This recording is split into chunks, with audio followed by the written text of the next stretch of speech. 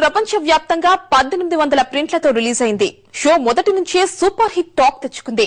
రికార్డులు బద్దలు కొట్టి కొత్త రికార్డులు సృష్టించడం తనకు కొత్త కాదు అని పవర్ మరోసారి నిరూపించారు.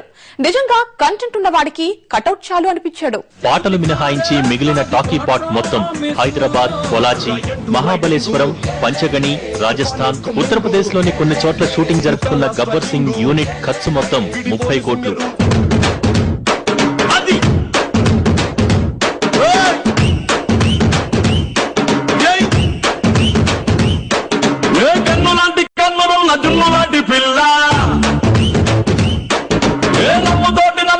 పారిపోతే ఎల్లా ఏ కన్నులాంటి కన్నుకున్న జున్నులాంటి పిల్ల ఏ నమ్ముతోటి నన్ను పెంచి పారిపోతే ఎల్లా ఏ సుందరి సుందరి సుందరి మనసువే చేసిన ఇస్త్రీ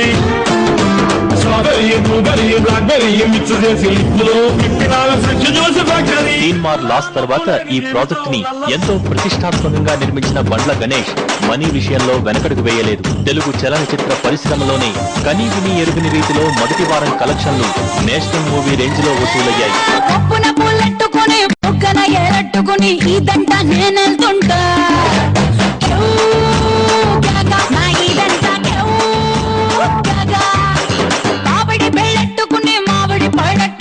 ఊరంతా నేనంతుంటా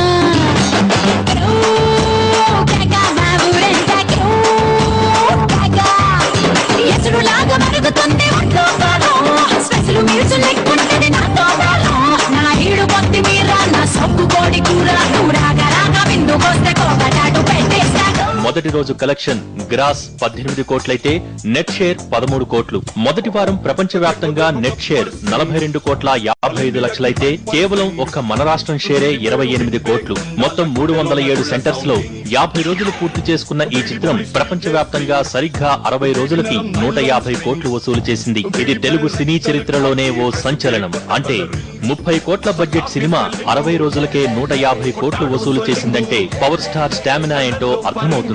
కానీ వీటిని అఫీషియల్ గా గబ్బర్ సింగ్ టీం అనౌన్స్ చేయటం లేదు.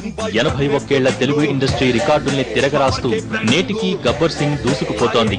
కెవ్వు కేక పెట్టిన గబ్బర్ సింగ్ సినిమా పవన్ కళ్యాణ్ కెరీర్ లో ఓ సంచలనం.